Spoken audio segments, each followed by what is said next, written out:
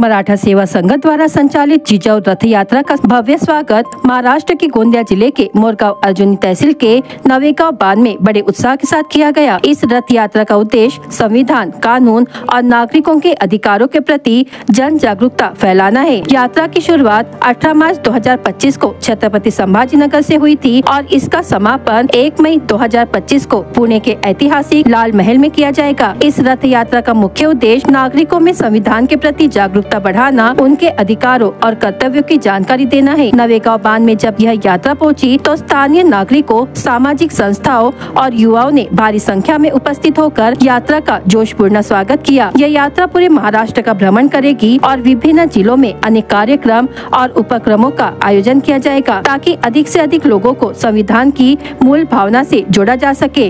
मराठा सेवा संघाच्या वतीनं जिजाऊ रथयात्रा 2025 ही 18 मार्च पासून वेरूळगड येथून निघालेली आहे आणि 1 मे 2025ला लाल महाल पुणे येथे जाणार आहे।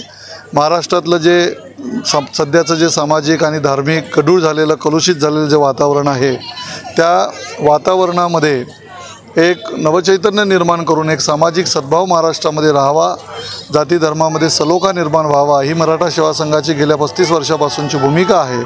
तीच भूमिका घेऊन ही रथयात्रा संपूर्ण महाराष्ट्रभर निघालेली आहे।